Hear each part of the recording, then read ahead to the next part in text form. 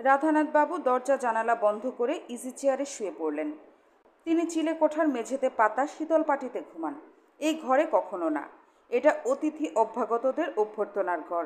দেয়ালে যামিনী রায়ের দুটি দুর্লভ ছবি আছে। দুই ছবির মাঝখানে রামকিঙ্কর বেইজের ড্রয়িং। ছবিগুলো যত্নে আছে তা না, যামিনী রায়ের হুক খুলে গেছে বলে তিনি ফাঁস নেওয়ার মতো দেয়ালে ঝুলছেন। রাধানাথ সন্ধ্যা পর্যন্ত ঘুমালেন। ঘুমের মধ্যে স্বপ্ন দেখলেন তাকে একটা প্রকাণ্ড কাঁঠাল গাছের সঙ্গে বেঁধে রাখা হয়েছে। গাছ ভর্তি বিষ পিঁপড়া, অর্ধেকটা লাল অর্ধেকটা কালো। বিষ পিঁপড়ারা তাকে কামড়াচ্ছে। হাত পা বাঁধা বলে তিনি গা থেকে পিঁপড়া তাড়াতে পারছেন না। আশেপাশে কেউ নেই যে তিনি সাহায্যের জন্য ডাকবেন। এই স্বপ্নটা তিনি আগেও কয়েকবার দেখেছেন। প্রতিবার স্বপ্নেই কিছু পার্থক্য থাকে, কিন্তু মূল বিষয় এক। তিনি গাছের সঙ্গে বাঁধা, পিঁপড়া তাকে কামড়াচ্ছে। এই স্বপ্নের কি কোনো ব্যাখ্যা আছে? কেউ তাকে কোনো বিষয়ে সাবধান করে দিতে চাচ্ছে? সেই কেউটা কে? বিশ্বব্রহ্মাণ্ডের আদিপিতা? সেই আদিপিতাকে কে সৃষ্টি করেছে? তিনি স্বয়ম্ভু, নিজেই নিজেকে সৃষ্টি করেছেন। সেটা কি করে সম্ভব? রাধানাথ ভ্রু কুঁচকে বসে আছেন। আজ আর চিলেকোঠার প্রার্থনা ঘরে যাওয়া হবে না। ঈশ্বরের অস্তিত্ব বিষয়ে সন্দেহজনক কোনো চিন্তা মাথায় এলে তিনি অস্থির বোধ করেন। সেদিন আর তাঁর প্রার্থনা ঘরে যাওয়া হয় না। 1-2 দিন সময় লাগে মন ঠিক করতে।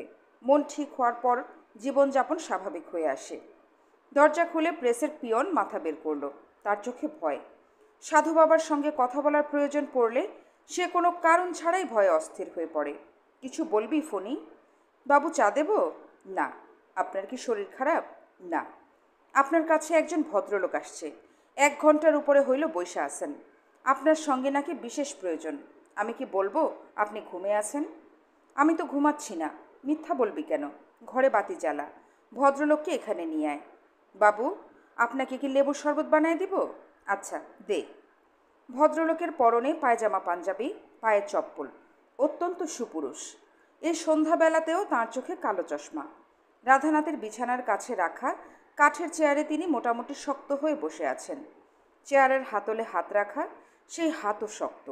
রাধানাথ বললেন, আমার কাছে কি প্রয়োজন? ভদ্রলোক ইতস্তত করে বললেন, শুনেছি আপনি খুব ভালো হাত দেখেন। আমি আপনাকে হাত দেখাতে এসেছি। রাধানাথ বললেন, আমি নিজের শখে মাঝে মধ্যে হাত দেখি, অন্যের শখে দেখি না। ভদ্রলোক ছোট্ট নিঃশ্বাস ফেললেন। রাধানাথ বললেন, হাত দেখার এই অপবিজ্ঞানে আমার কোনো আস্থা নেই। দুর্বল মানুষের পেছনে ছোটে। আপনি দুর্বল হবেন কেন? ভদ্রলোক বললেন, আমি আপনার জন্য সামান্য কিছু উপহার এনেছি। দার্জিলিংয়ের চায়ের 2টো প্যাকেট। আপনি উপহার গ্রহণ করলে আমি খুশি হব। রাধানাথ বললেন, আপনার উপহার আমি গ্রহণ করলাম, কিন্তু আপনার হাত দেখব না। প্রেসে ফোনে বলে এক কর্মচারী আছে, তার কাছে চায়ের প্যাকেট দিয়ে যান। ভদ্রলোক উঠে দাঁড়ালেন। বিনীত গলায় বললেন, স্যার, তাহলে যাই। আপনাকে বিরক্ত করার জন্য লজ্জিত। রাধানাথ কিছুক্ষণ চুপ করে থেকে বললেন, বসুন। 2 হাত মেলুন।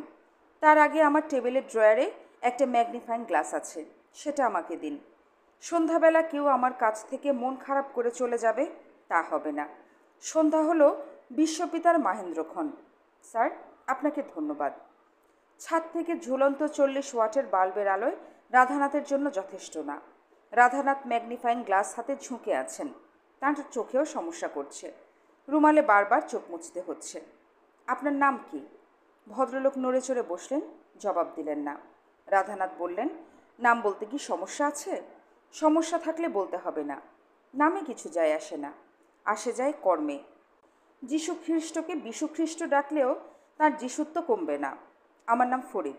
রাধানাথ ছোট্ট নিঃশ্বাস ফেলে বললেন, আসল নাম গোপন করলেন, তাই না? ফরিদ নামেও চলবে। আপনি সেনাবাহিনীতে আছেন? আপনার হাব ভাব, চোখের কালো চশমায় এরকম মনে হচ্ছে। আপনি সেনাবাহিনীতে আছেন এমন তথ্য হাতে লেখা নেই। অনুমানে বললাম। আমি সেনাবাহিনীতে ছিলাম, এখন নেই। মুক্তিযুদ্ধে অংশ নিয়েছিলেন? হুম। খেতাবধারী? হুম। কতক্ষণ আর হুঁ হুঁ করবেন? 2-একটা কথা বলুন, শুনি। কী খেতাব পেয়েছেন? হাত দেখে মনে হচ্ছে বড় খেতাব। বীরুত্তম নাকি? হ্যাঁ। আপনার অপঘাতে মৃত্যুর সম্ভাবনা প্রবল। ফাঁসিতে মৃত্যু। বিশেষ আর কিছু জানতে চাইলে কুষ্ঠি তৈরি করতে হবে। চা খাবেন? না। আপনি সাহসী, একরোখা, জেদি এবং নির্বোধ। আপনার সুবিধা হচ্ছে নিজের নির্বুদ্ধিতার বিষয় আপনি জানেন অন্যরা জানে না। যদি সম্ভব হয় একটা রত্ন ধারণ করবেন। রত্নের নাম গোমেদ, ইংরেজিতে বলে গার্নেট। 10 রতির মতো হলেই চলবে। আপনার এখানে পাওয়া যায়? না, আমি রত্ন ব্যবসা করি না। রত্ন কোথায় পাওয়া যাবে? ঢাকায় পাবেন না, কলকাতা থেকে সংগ্রহ করলে ভালো হবে। রাধানাথের চোখের যন্ত্রণা হঠাৎ অনেকখানি বাড়ল। তিনি রুমালে চোখ ঢাকতে ঢাকতে বললেন, আপনি কি বিশেষ কিছু জানতে চান? যুবক ইতস্তত করে বললেন, মানুষের ভাগ্য কি পূর্ব নির্ধারিত? রাধানাথ বললেন, এই জটিল প্রশ্নের উত্তর আমার জানা নেই। আপনাদের ধর্মগ্রন্থ অনুসারে পূর্ব নির্ধারিত। সূরা বনী ইসরাইলে আল্লাহ বলেছেন, আমি তোমাদের ভাগ্য তোমাদের গলায় নেকলেসের মতো ঝুলাইয়া দিয়াছি। ইহা আমার পক্ষে সম্ভব। আপনি কোরআন শরীফ পড়েছেন? অনুবাদ পড়েছি। আগন্তুক বলল, আপনার দেয়ালে অতি মূল্যবান কিছু ছবি দেখতে পাচ্ছি। রাধানাথ বললেন, এই পৃথিবীতে মূল্যবান শুধু মানুষের জীবন, আর সবই মূল্যহীন। আগন্তুক দার্শনিক কথাবার্তার দিকে না গিয়ে বলল, ছবিগুলো অযত্নে আছে, ধুলা মাকড়সার ঝুল। আমি কি আপনার প্রেসের ছেলে ফণিকে বলে ঠিক করে দিয়ে যাব? না। আপনার কাছে নাম গোপন করেছিলাম বলে দুঃখিত। আমার নাম শরীফুল হক। আচ্ছা জনাব, যাই। ডাকনাম ডালিম? আমাকে ডালিম নামেই বেশিরভাগ চেনে। আপনি তাহলে ডালিম কুমার? যুবক জবাব দিলেন না। রাধানাথ কোনো কারণ ছাড়াই খানিকটা অস্থির বোধ করলেন। যুবক কি তার নিজের অস্থিরতা কিছুটা তাকে দিয়ে গিয়েছে? এই সম্ভাবনা আছে। মানুষ চুম্বকের মতো। একটা চুম্বক যেমন পাশের চুম্বককে প্রভাবিত করে, মানুষও করে। 15ই আগস্ট 1975, শুক্রবার। ভোরবেলা বাংলাদেশ বেতার থেকে ডালিমের কণ্ঠ শোনা গিয়েছিল। এই যুবক আনন্দের সঙ্গে ঘোষণা করেছিল, আমি মেজর ডালিম বলছি। স্বৈরাচারী মুজিব সরকারকে এক সেনা অভ্যুত্থানের মাধ্যমে উৎখাত করা হয়েছে। সারা দেশে মার্শাল ল জারি করা হলো। এই প্রসঙ্গ আপাতত থাক, যথাসময়ে বলা হবে। দুঃখ দিনের গাথা একসঙ্গে বলতে নেই, ধীরে ধীরে বলতে হয়। রাত 8টা। শফিক অবন্তীর পড়ার ঘরে বসে আছে। তাকে চা দেয়া হয়েছে। সে চায়ের কাপে চুমুক দিচ্ছে। অবন্তী এখনও আসেনি। তার দাদা সরফরাজ খান একটা বই হাতে বেতের চেয়ারে বসে আছেন। শফিক কখনো তাকে অবন্তীর পড়ার ঘরে দেখেনি। সরফরাজ বললেন, মাস্টার, তোমার ছাত্রের পড়াশোনা কেমন চলছে? শফিক বলল, ভালো। সরফরাজ বললেন, গৃহশিক্ষক বিষয়টাই আমার অপছন্দ। আইন করে গৃহশিক্ষকতা উঠিয়ে দেওয়া প্রয়োজন বলে আমি মনে করি। কেন জানো? জি না। ছাত্রছাত্রীরা গৃহশিক্ষকের উপর নির্ভরশীল হয়ে পড়ে। নিজেরা কিছু বুঝতে চায় না, কষ্ট করতে চায় না। আমার কথায় যুক্তি আছে না? জি, আছে। সরফরাজ বললেন, নৈতিকতার বিষয়ও আছে। ছাত্রীরা প্রেম শিখে গৃহশিক্ষকের কাছে। তোমাকে কিছু বলছি না, তুমি আবার কিছু মনে করো না। আমি ইন জেনারেল বলছি। গৃহশিক্ষক ও ছাত্রীর প্রেম কোথায় শুরু হয় জানো? শফিক অস্বস্তির সঙ্গে বলল, না। শুরু হয় টেবিলের তলায় পায়ে ঠোকাঠুকি থেকে, তারপর বই লেনদেন, বইয়ের পাতার ভেতরে চিঠি। সরফরাজ হয়তো আরও কিছু বলতেন, তার আগেই অবন্তী ঢুকল। সে অবাক হয়ে বলল, দাদাজান, তুমি এখানে কেন? সরফরাজ বললেন, আমি এখানে থাকতে পারবো না। না, তুমি থাকবে তোমার ঘরে। মাস্টার তোকে কিভাবে পড়ায় দেখি। এক একজনের পড়ানোর টেকনিক এক এক রকম। শফিকের টেকনিকটাকে জানা দরকার। অবন্তী বলল, কোনো দরকার নেই। তাছাড়া আমি আজ পড়ব না, স্যারের সঙ্গে গল্প করব। গল্প করবি? সব দিন পড়তে ভালো লাগে না, তখন গল্প করতে হয়। সরফরাজ বললেন, কি গল্প করবি আমিও শুনি। শ্রোতা যত ভালো হয় গল্প তত জমে। অবন্তী বলল, দাদাজান, আমি এক একজনের সঙ্গে এক এক ধরনের গল্প করি। তুমি ওঠো তো। সরফরাজ উঠে দাঁড়ালেন। অবন্তী বলল, যাওয়ার সময় দরজাটা ভিড়িয়ে দিয়ে যাবে এবং অবশ্যই বন্ধ দরজার সামনে দাঁড়িয়ে থাকবে না। সরফরাজ বিড়বিড় করে কিছু বললেন, পরিষ্কার বোঝা গেল না। অবন্তী শফিকের সামনে বসতে বসতে বলল, দাদাজানের স্বভাব মাছের মতো, খুব বিরক্ত করতে পারেন। শফিক জবাব দিল না। কিছুক্ষণ আগে ঘটে যাওয়া ঘটনায় সে বিব্রত বোধ করছে। সে তার 2 পা যথাসম্ভব ভেতরের দিকে টেনে বসেছে। মনে করার চেষ্টা করছে, কখনো কি অবন্তীর পায়ের সঙ্গে তার পা লেগেছে? অবন্তী কালো রঙের চামড়ার ব্যাগ নিয়ে বসেছে। সে ব্যাগ খুলে পারফিউমের শিশি টেবিলে সাজাচ্ছে। অবাক হয়ে তাকিয়ে আছে শফিক। অবন্তী বলল, স্যার, এখানে 16টা শিশি আছে। আপনি প্রতিটি পারফিউমের গন্ধ শুঁকবেন, তারপর বলবেন সবচেয়ে সুন্দর গন্ধ কোনটা, সবচেয়ে কম ভালো গন্ধ কোনটার। শফিক বলল, আচ্ছা, ঠিক আছে। অবন্তী বলল, আমার 16তম জন্মদিন উপলক্ষে আমার মা 16টা পারফিউম পাঠিয়েছেন। তিনি জানতে চেয়েছেন কোনটার গন্ধ আমার সবচেয়ে ভালো লাগলো। শফিক বলল, উনি নিশ্চয়ই জানতে চাননি আমার কোনটা ভালো লাগলো। অবন্তী বলল, উনি জানতে চাননি, কিন্তু আমি জানতে চাচ্ছি। আচ্ছা স্যার, আপনি কি জার্মান ভাষা জানেন? শফিক বলল, বাংলা ভাষাই তো ঠিক মতো জানি না, জার্মান জানবো কীভাবে? কেন বলো তো? অবন্তী বলল, আমি একটা লেখা লিখছি, আমার অভিজ্ঞতা নিয়ে লেখা। আমি এই লেখাটা আমার মাকে পড়াতে চাই। মা স্প্যানিশ ও জার্মান ছাড়া অন্য কোনো ভাষা জানেন না। তিনি যখন আমাকে চিঠি লেখেন তখন সেই চিঠি কাউকে দিয়ে ইংরেজিতে অনুবাদ করিয়ে দেন। অবশ্য মূল চিঠি সবসময় সঙ্গে থাকে। শফিক বলল, আমার পরিচিত একজন আছেন, নাম রাধানাথ। তিনি পৃথিবীর অনেক ভাষা জানেন, বিরাট পণ্ডিত মানুষ। তবে জার্মান ভাষা জানেন কি না আমার জানা নেই, আমি খোঁজ নেব। অবন্তী বলল, চুপ করে বসে থাকবেন না স্যার, গন্ধ পরীক্ষা শুরু করুন। ভালো কথা। আপনি কি বাসি পোলাও খান? আমার জন্মদিনে এক গাদা খাবার রান্না করা হয়েছে, শুধু একজন গেস্ট এসেছে, আর কেউ আসেনি। আপনাকে কি টিফিন ক্যারিয়ারে করে কিছু খাবার দিয়ে দেব? শফিক বলল, দাও। একটা পেন্সিল দিতে পারবে? পারবো। পেন্সিল দিয়ে কি করবেন? শফিক ইতস্তত করে বলল, তোমার একটা ছবি আঁকবো, পেন্সিল পোর্ট্রেট। আপনি পোর্ট্রেট করতে পারেন? পারি। কোত্থেকে শিখেছেন? নিজে থেকেই শিখেছি। কিছু বিদ্যা আছে মানুষের ভেতর থাকে, সে নিজেও তা জানে না। অবন্তী আগ্রহ নিয়ে পেন্সিলের সন্ধানে গেল। শফিক কাদেরের চায়ের দোকানে বসা। টিফিন ক্যারিয়ার ভর্তি খাবার নিয়ে শফিক চায়ের দোকানে এসেছে। দুজনেই আগ্রহ করে নিঃশব্দে খাচ্ছে। কালা পাহাড়কেও খাবার দেওয়া হয়েছে, সে পোলাও খাচ্ছে না, চোখ বন্ধ করে আরামে মাংসের হাড় চিবাচ্ছে। কাদের বলল, ভাইজান, আপনি আজব মানুষ। শফিক বলল, আজব কেন? খানা নিয়ে আমার এখানে চলে আসলেন। আপনি আমার কে বলেন? কেউ না। ভাইজান, এত আরাম কইরা অনেক দিন খানা খাই না। আমি আপনারে দেশের বাড়িতে নিয়ে যাব। গ্রামের নাম তালতলি, কেন্দুয়া থানা। আমার স্ত্রী বেগুন দিয়া ট্যাংরা মাছের একটা সালুন রাঁধে। এমন স্বাদের সালুন বেহেশতেও নাই। আপনারে খাওয়াবো। আমার সাথে দেশের বাড়িতে যাবেন না? শফিক বলল, যাব। কাদের বলল, আপনার সঙ্গে আমি ভাই পাতাইলাম। আজ থাইক্কা আপনি আমার ছোট ভাই। আমি খুব গরিব মানুষ। ভাইয়ে ভাইয়ে আবার ধনী গরিব কি, ঠিক না ছোট ভাই? শফিক হাসল। সরফরাজ খান এক দৃষ্টিতে তার হাতের কাগজের দিকে তাকিয়ে আছেন। কাগজে পেন্সিলে এক পরী আঁকা হয়েছে। পরীর নাম অবন্তী। পেন্সিলে আঁকা একটা ছবি এত সুন্দর হয়, তাও সম্ভব? অবন্তীকে কি সুন্দর দেখাচ্ছে। দুষ্টুমি করে সে নিচের ঠোঁট সামান্য বাঁকা করে রেখেছে, তাও বোঝা যাচ্ছে। যে মাস্টার এত সুন্দর ছবি আঁকে, সে শয়তানের ঘনিষ্ঠ স্বজন ছাড়া কিচ্ছু না।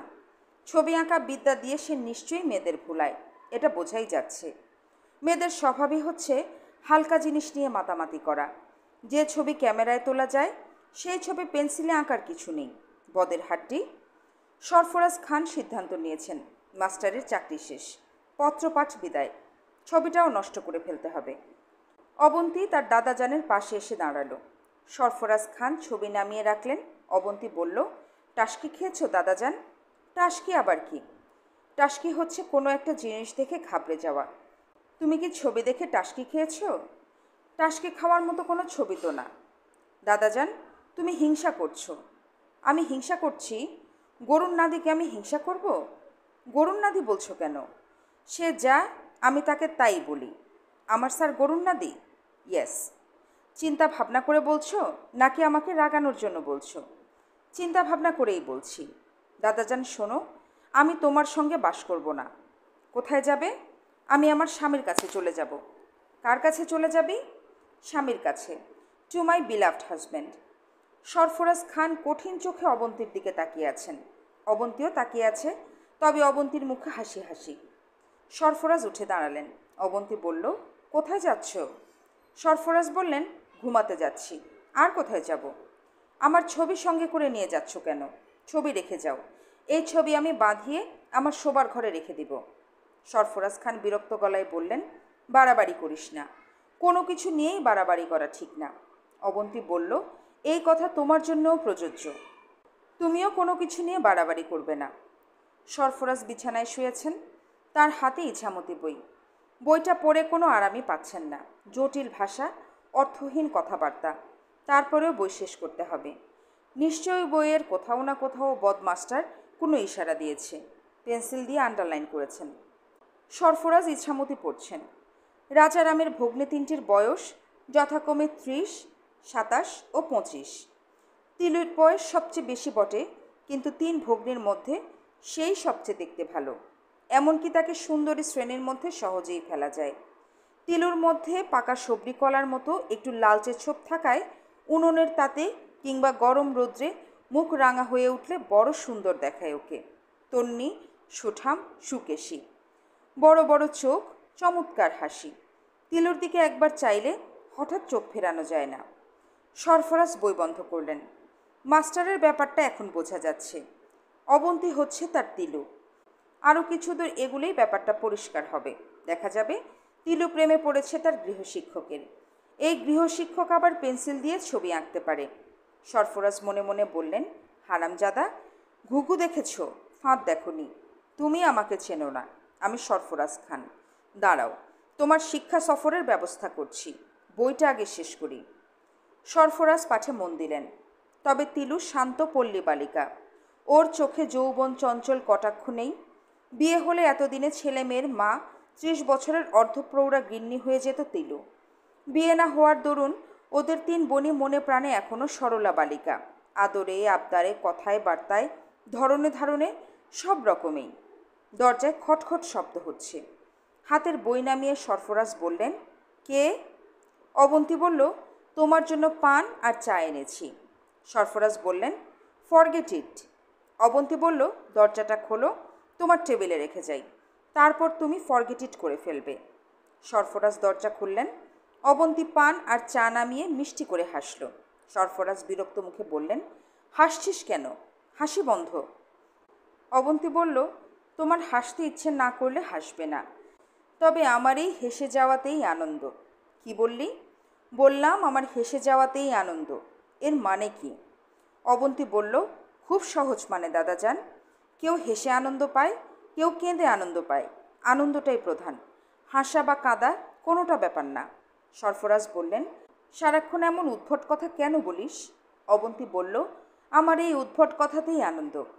রাগ করতে গিয়েও সরফরাজ আর রাগ করতে পারলেন না, হেসে ফেললেন।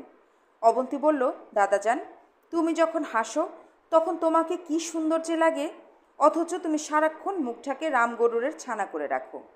রামগরুরের ছানা আবার কি? অবন্তী বলল, যাদের হাসতে মানা তারাই রামগরুরের ছানা। দাদাজান, গুড নাইট, স্লিপ টাইট। অবন্তীর লেখা। আমার দাদাজান সরফরাজ খান পুলিশের এসপি হয়ে রিটায়ার করেছিলেন। আমি আমার জীবনে তার মতো ভীতু মানুষ দেখিনি।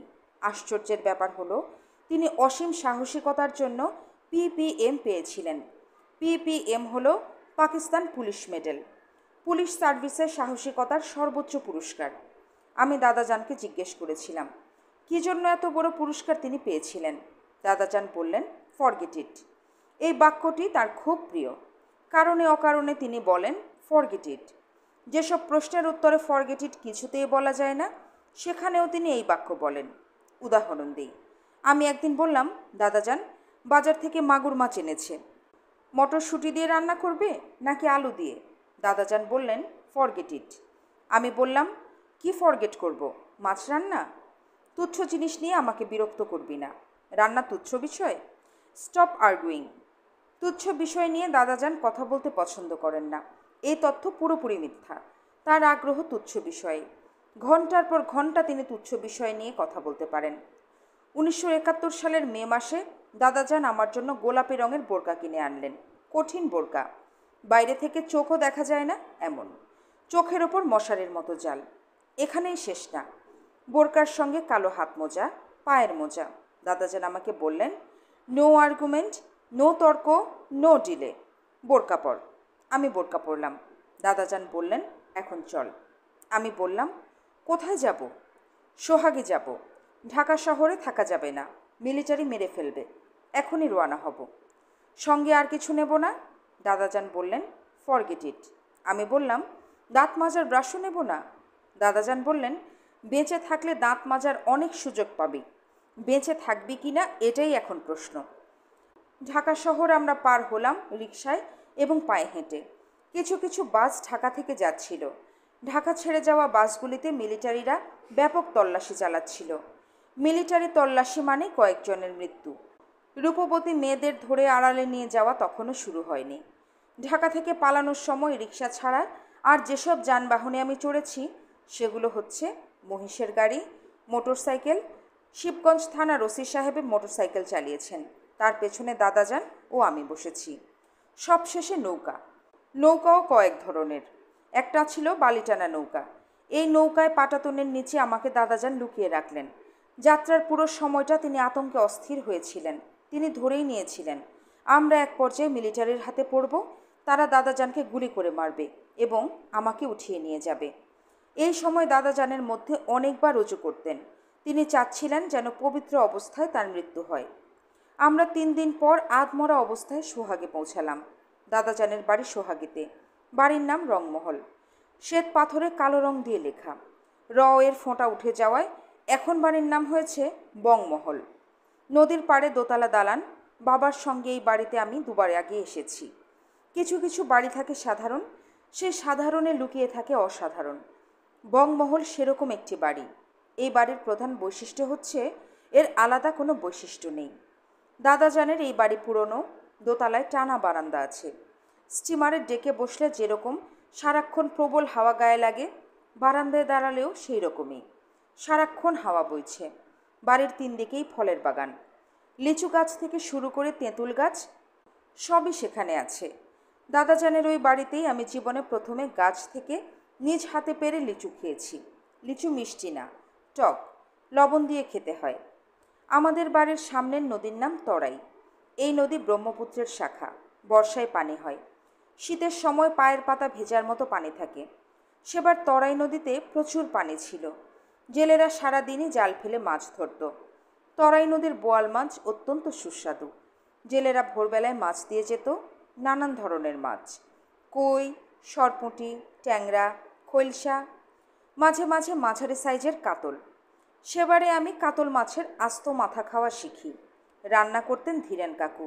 উনি হিন্দু ব্রাহ্মণ। দাদার বাড়ির আশেপাশে প্রচুর আত্মীয় স্বজন থাকার কথা, তা ছিল না। কারণ দাদাজানের বাবা খালেক মুন্সি পরিবার থেকে বিচ্ছিন্ন হয়ে অনেক দূরে এই বাড়ি করেছিলেন। পরিবার থেকে বিচ্ছিন্ন না হয়ে তার উপায় ছিল না।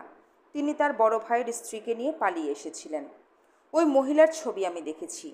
তিনি ছিলেন কদাকার, উঁচু হনু, দাঁত বের হওয়া, গায়ের রং পাতিলের তলার মতো কালো। কী দেখে তিনি এই মহিলার প্রেমে পড়েছিলেন তা এখন আর জানার উপায় নেই। দাদাজানের বাড়িতে কেয়ারটেকার সেন কাকা ছাড়াও ছিলেন ধীরেন কাকার স্ত্রী রাধা। উনি রূপবতী ছিলেন। আমি লক্ষ্য করেছি রাধা নামের সব মেয়েই রূপবতী হয়। রাধা কাকি সারাক্ষণই বাড়ি পরিষ্কার রাখার কাজকর্ম নিয়ে থাকতেন। এই দুজন ছাড়াও দবির নামের মধ্যবয়স্ক একজন ছিলেন, যার কাজ ছিল গাছপালা দেখা, বাগান করা। বংমহলে আমার সময় খুব ভালো কাটছিল। আমি বাগানে দবির চাচাকে দিয়ে দোলনা টানিয়েছিলাম। দোলনায় দুলতে দুলতে গল্পের বই পড়তাম। দাদাজানের লাইব্রেরিতে চামড়ায় বাঁধানো অনেক বই ছিল। বেশিরভাগ বই গ্রন্থাবলী। রবীন্দ্রনাথের নৌকাডুবি উপন্যাস আমি দাদাজানের বাগানের দোলনায় দুলতে দুলতে পড়েছি। ধীরেন কাকা আমাকে রান্না শেখাতেন। অধ্যাপকের ভঙ্গিতে বক্তৃতা দিয়ে রান্না শেখানো। এই সময় রাধা কাকি তার পাশে থাকতেন। রান্নার বক্তৃতা শুনে মিটিমিটি হাসতেন। ধীরেন কাকার রান্না বিষয়ক বক্তৃতামালা। মা, সবচেয়ে কঠিন রান্না হলো মাছ রান্না। মাছে আছে আষ্টে গন্ধ। রান্নার পর যদি মাছের আষ্টে গন্ধ থাকে তখন সেই মাছ হয় ভূত পেতনির খাবার। প্রথমেই আষ্টে গন্ধ দূর করবে। এই কাজ কিভাবে করা হবে? প্রথমে লবণ মেখে কচলাবে, তারপর পানি দিয়ে ধুয়ে লবণ ফেলে দিবে। এরপর দিবে লেবুর রস। কাগজি লেবু হলে ভালো হয়। এই লেবুর গন্ধ কড়া। লেবুর রস দিয়ে মাখানোর পর আবার পানি দিয়ে ধুয়ে ফেলে দিবে। সব মিলিয়ে 3 ধোয়া, এর বেশি না। মাংসের ক্ষেত্রে ভিন্ন ব্যবস্থা, মাত্র 1 ধোয়া। রান্নার বিষয়ে ধীরেন কাকার সব কথা আমি একটা রুল টানা খাতায় খুব গুছিয়ে লিখেছিলাম। খাতাটা হারিয়ে গেছে। খাতাটা থাকলে রান্নার একটা বই লেখা যেত। তবে কই মাছ রান্নার একটা রেসিপি আমার মনে আছে। রেসিপিটা এরকম: একটা কই মাছ সরিষা বাটা, লবণ এবং একটা ঝাল কাঁচামরিচ দিয়ে মাখিয়ে কলা পাতায় মুড়ে ভাতের মার ফেলা অবস্থায় হাঁড়িতে ঢুকিয়ে দেয়া। ব্যাস, হয়ে গেল। রাধা কাকি ছিলেন ভূতের গল্পের ওস্তাদ। তার কাছ থেকে কত যে গল্প শুনেছি, বেশিরভাগ গল্পই বাস্তব অভিজ্ঞতার। তিনি নিজে দেখেছেন এমন। তার কথায় সব ভূত ভীতু প্রকৃতির। মানুষের ভয়ে তারা অস্থির থাকে। শুধু এক শ্রেণীর পিশাচ আছে যারা মানুষকে মোটেই ভয় পায় না। এরা হিংস্র জন্তুর মতো। আমি বললাম, কাকি, আপনি এই ধরনের পিশাচ দেখেছেন? কাকি বললেন, একবার দেখেছি। ঘটনা বলি, শোনো। আমি এই বাড়ির বারান্দায় বসা। সন্ধ্যা মিলিয়েছে। আমি বড় ঘরে হারিকেন জ্বালিয়ে বারান্দায় এসেছি। তখন দেখলাম পানের নিচ থেকে পিশাচটা উঠল। থপ থপ শব্দ করে সিঁড়ি ভেঙে এসে উঠানে দাঁড়ালো। মুখ দিয়ে ঘোড়ার মতো শব্দ করলো। দেখতে কেমন? মানুষের মতো, মিশমিশা কালো, হাতের আঙুল অনেক লম্বা, আঙুলে পাখির নখের মতো নখ। পিশাচটা দেখে ভয় পেয়ে আমি অজ্ঞান হয়ে যাচ্ছি। এই সময় একটা কুকুর ছুটে এলো। কুকুর দেখে পিশাচটা ভয় পেয়ে দৌড়ে পানিতে নেমে ডুব দিল। পিশাচরা কিছুই ভয় পায় না, শুধু কুকুর ভয় পায়। কুকুর তাদের কাছে সাক্ষাৎ জম। দাদাজানের সঙ্গে আমার তেমন কথা হতো না। তিনি সারাক্ষণ ট্রানজিস্টারে খবর শুনতেন।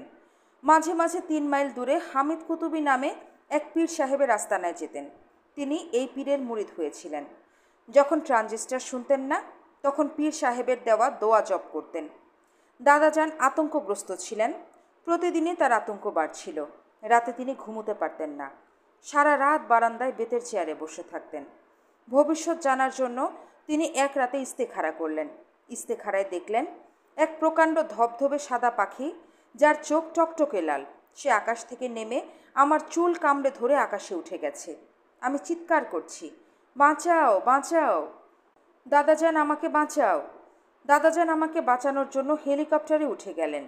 সেই হেলিকপ্টার আবার চালাচ্ছে একজন পাকিস্তানি পাইলট। হেলিকপ্টার চালাবার ফাঁকে ফাঁকে সে পিস্তল দিয়ে পাখিটাকে গুলি করছে। কোনো গুলি পাখির গায়ে লাগছে না, লাগছে অবন্তীর গালে। দাদাজানের পীর হামিদ কুতুবি স্বপ্নের তাবির করলেন। কি তাবির তা দাদাজান আমাকে জানালেন না, তবে তিনি আরও অস্থির হয়ে পড়লেন। চারিদিক থেকে তখন ভয়ঙ্কর সব খবর আসতে শুরু করেছে। মিলিটারিরা গানবোট নিয়ে আসছে, বালিঘর জ্বালিয়ে দিচ্ছে, নির্বিচারে মানুষ মারছে, অল্প বয়সী মেয়েদের উঠিয়ে নিয়ে যাচ্ছে, এইসব। এক সময় আমাদের অঞ্চলে মিলিটারি চলে এলো। খাতিমনগরে মিলিটারির গানবোট ভিড়ল। দাদাজানের বাড়ি থেকে খাতিমনগর বাজার 2 মাইল দূরে। এই খবর শোনা মাত্র দাদাজান আমাকে নিয়ে তার পীর সাহেবের হুজরাখানায় উপস্থিত হলেন। বিশাল এলাকা জুড়ে পীর সাহেবের হুজরাখানা। চারিদিকে দেয়াল, দেয়ালের উপর কাঁটাতার, দুর্গের মতো ব্যাপার। হুজরাখানার ভেতরে 2টি মাদ্রাসা আছে, একটি ছেলেদের, একটি মেয়েদের। 2টি হাফেজি মাদ্রাসা। কোরআন শরীফ মুখস্থ করানো হয়। হুজরাখানার পেছনে পীর সাহেবের দোতলা বাড়ি। একতলায় থাকেন পীর সাহেবের প্রথম স্ত্রী, তার কোনো সন্তানাদি নেই। দোতলায় থাকেন পীর সাহেবের দ্বিতীয় স্ত্রী, তার নাম জুলেখা। এই স্ত্রীর গর্ভে একটি সন্তান আছে, তার নাম জাহাঙ্গীর। তিনি কোরআনে হাফেজ, রূপবান এক যুবক, নম্র এবং ভদ্র। মেয়েদের মতো চোখে গাঢ় করে কাজল দেন। তার সঙ্গে বেশ কয়েকবার আমার দেখা হয়েছে। তিনি কখনো মাথা তুলে তাকাননি। হুজরাখানার পুরুষদের মেয়েদের দিকে চোখ তুলে তাকানোর নিয়ম নেই। আমি পীর সাহেবের সামনে বসে আছি, আমার পাশে দাদাজান। পীর সাহেব নামাজের ভঙ্গিতে বসেছেন। তার অনেক বয়স, তবে তিনি শারীরিকভাবে মোটেই অশক্ত নন। পীর সাহেবের ডান হাতে তসবিহ, তসবির দানাগুলো নীল রঙের, অনেক বড় বড়। তিনি এক মনে তসবি টেনে যাচ্ছেন। ঘরে আরও কয়েকজন ছিল, তাদের হাতেও তসবিহ। পীর সাহেবের নির্দেশে তারা বেরিয়ে গেল। একজন এসে ফরসি হুক্কা দিয়ে গেল। পীর সাহেব হুক্কায় টান দিতে দিতে বললেন, সরফরাজ, তোমার এই নাতনির মা বিদেশিনী, সেটা জানলাম। তার ধর্ম কি? খ্রিস্টান, ক্যাথলিক খ্রিস্টান। পীর সাহেব বললেন, মুসলমান ছেলে খ্রিস্টান বিবাহ করতে পারে। নবীজি মরিয়ম নামের এক খ্রিস্টান কন্যাকে বিবাহ করেছিলেন। তার গর্ভে এক পুত্র সন্তানও হয়েছিল। সন্তানের নাম ইব্রাহিম। এখন আমার প্রশ্ন, তোমার পুত্রের সঙ্গে খ্রিস্টান মেয়ের বিবাহ কি ইসলাম ধর্ম মতে হয়েছে? জি হুজুর। আলহামদুলিল্লাহ, এটা একটা সুসংবাদ। তুমি তোমার নাতনিকে আমার এখানে রাখতে চাও? জি জনাব। মেয়ের বাবা কোথায়? মেয়ের বাবা কোথায় আমি জানি না। আমার ছেলে 3 বছর বয়সের মেয়েকে এনে আমার কাছে রেখে স্পেনে চলে যায়। এরপর তার আর খোঁজ জানি না। সে কি জীবিত আছে তাও জানি না। পীর সাহেব বললেন, জিনের মাধ্যমে তোমার পুত্রের সংবাদ আমি এনে দিতে পারি। সেটা পরে দেখা যাবে। এই মেয়ের নাম কি? অবন্তী। এটা আবার কেমন নাম? তার বাবা রেখেছে। সন্তানের সুন্দর ইসলামী নাম রাখা মুসলমানের কর্তব্য। আমি এই মেয়ের নাম রাখলাম মায়মুনা।